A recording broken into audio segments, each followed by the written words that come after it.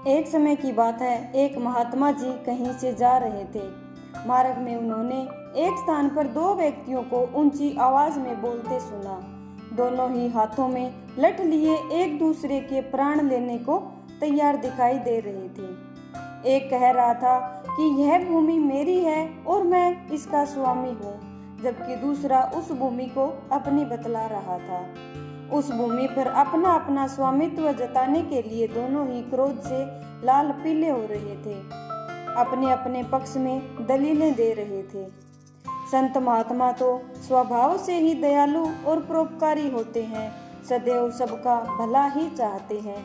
उन्होंने मन ही मन विचार किया कि ये दोनों लड़ाई झगड़े करके व्यर्थ ही अपने प्राण गंवाने पर तुले हुए हैं, इसलिए इन्हें समझा बुझाकर शांत करने और आपस में समझौता कराने का प्रयास करना चाहिए। यह सोचकर वे उनके निकट गए और उन्हें संबोधित करते हुए बोले, हे भद्र पुरुषों, तुम लोग कौन हो और आपस में झगड़ा क्यों कर रहे हो? महात्मा जी को देख उनमें से एक व्यक्ति बोला, महात्मन, हम दोनों भाई हैं। हमारे पिता ने मरते समय अपनी संपत्ति का जो बंटवारा किया था, उसके अनुसार इस भूमि का मालिक मैं हूँ। फिर भी यह व्यर्थ ही झगड़ा कर रहा है। दूसरा व्यक्ति तत्काल ही चिल्ला उठा, महाराज, यह बिल्कुल झूठ बोल रहा है। यह भूमि इसके भाग में नहीं बल्कि मेरे भाग में आती है, इसलिए इसका असली मालिक मैं हूँ। यह झूठ मूठ ही इसे अपनी बतलाकर और मुझे डरा धमकाकर इसे हड़पना चाहता है। महात्मा जी ने शांत भाव से फरमाया, तुम दोनों ही इस भूमि को अपना कहते हो और अपने अपने पक्ष में दलीलें देते हो। ऐसे तो इसका निर्णय कभी नहीं होगा। इसलिए अच्छा यही रहेगा कि जिस भूमि के लिए तुम दोनों मरने मारने पर आतुर हो, उससे ही इस बात को पूछ लिया जाए कि उसका असली मालिक तुम दोनों में से कौन है। वह स्वयं ही इस बात का निर्णय कर देगी। कुछ पल तक दोनों महात्मा जी के मुख की ओर ताकते रहे, फिर बोले, किंतु यह कैसे संभव है? भूमि कभी बोलती भी है क्या? महात्मा जी ने उत्तर दिया, हाँ, वह अवश्य बोलती है, परंतु उसकी आवाज तुम लोग नहीं सुन सकते, हम सुन सकते हैं। किंतु यह बताओ कि जो भूमि निर्णय देगी, क्या वह तुम दोनों को मान्य होगा? दोनों भाई इस बात पर राजी हो गए। तब महात्मा जी बोले, मुझे बहुत जोरों की भूख लग रही है, पहले मुझे भोजन कराओ। वे बोले, भूमि का निर्णय हो जाए फिर आपको डटकर खाना खिलाएंगे।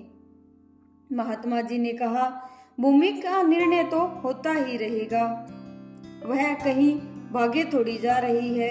पहले भोजन हो जाए ताकि मन मस्तिष्क कुछ ठिकाने आए। इसलिए तुम दोनों अपने घर से भोजन ले आओ, तब तक हम यहीं बैठे हैं। यह कहकर महात्मा जी एक पेड़ की छाया में बैठ गए। दोनों भाई घर गए और अपने अपने घर से भोजन बनवा कर ले आए। महात्मा जी ने उन दोनों को बैठ जाने को कहा। इसके पश्चात उन्होंने भोजन के 3 भाग किए और दोनों भाइयों को भोजन करने का आदेश देकर स्वयं भी भोजन करने लगे। इस प्रकार ऊपर की सब बातें और भोजन करने में लगभग 2 घंटे लगा दिए। महात्मा जी की इस समस्त कार्यवाही का उद्देश्य केवल यह था कि दोनों का क्रोध कुछ कम हो जाए, ताकि उन्हें समझाया बुझाया जा सके, और यही हुआ। उन दोनों भाइयों ने जब भोजन कर लिया तो वे अब दोनों काफी शांत दिखाई दे रहे थे। उन्होंने महात्मा जी के चरणों में विनय किया, महाराज, यह भूमि तो कुछ बोलेगी नहीं, इसलिए आप ही हमारा निर्णय कर दीजिए। महात्मा जी ने कहा, हम इस भूमि से पूछकर आपका निर्णय करते हैं। यह कहकर उन्होंने अपना कान भूमि के साथ लगाया, मानो कुछ सुनने का प्रयत्न कर रहे हों। कुछ देर तक तो वे भूमि के साथ कान लगाए रहे, फिर सीधे बैठ गए और गंभीर वाणी में बोले, यह भूमि तो कुछ और ही कह रही है। दोनों भाई बोले, महाराज, आखिर भूमि क्या कह रही है, जरा हमें भी बताइए। महात्मा जी ने कहा, यह भूमि कहती है कि दोनों व्यर्थ ही मेरे ऊपर अधिकार जमाने के लिए झगड़ा कर रहे हैं, क्योंकि मैं इन दोनों में से किसी की भी नहीं हूँ। हाँ, ये दोनों अवश्य मेरे हैं। मैंने इनकी कई पीढ़ियों को पाला है और जाते हुए भी देखा है। महात्मा जी की बात सुनकर दोनों भाई बड़े लज्जित हुए और महात्मा जी के चरणों में गिर पड़े।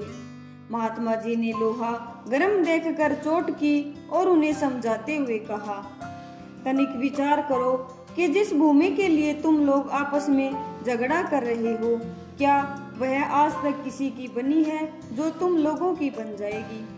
मनुष्य मेरी मेरी कहकर व्यर्थ यत्न करता है। वह यह नहीं सोचता कि इनमें से कुछ भी मनुष्य का अपना नहीं है। बड़े बड़े छत्रपति राजा भी इन्हें अपना अपना कहकर चले गए, परंतु साथ क्या गया, कुछ भी नहीं।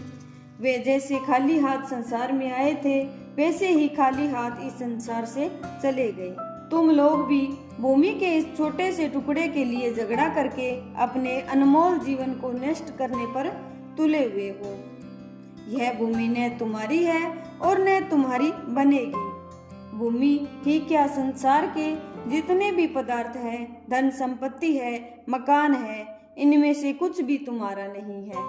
तुम्हारी अपनी वस्तु तो केवल भजन भक्ति और तुम्हारे अच्छे कर्म है, जो लोक परलोक के संगी साथी है।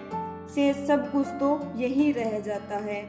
इसलिए आपस में लड़ने झगड़ने और मनुष्य जन्म के मूल्यवान समय को व्यर्थ नष्ट करने की अपेक्षा जीवन को अच्छे कर्मों और नाम सुमिरन में लगाओ, ताकि तुम्हारा लोक परलोक संवर जाए। दोनों ने महात्मा जी के चरणों में गिरकर अपनी भूल के लिए क्षमा मांगी। उस दिन से सबके साथ प्रेम का व्यवहार करते हुए, अपने समय को भजन भक्ति में लगाते हुए अपना जन्म सफल करने लगे। तो ये थी आज की कहानी। आज की कहानी आपको कैसी लगी कमेंट करके जरूर बताइए। अगर पसंद आई हो तो वीडियो को लाइक कीजिए, ज़्यादा से ज़्यादा शेयर कीजिए। मिलते हैं नेक्स्ट वीडियो में ऐसी ही एक इंटरेस्टिंग कहानी के साथ।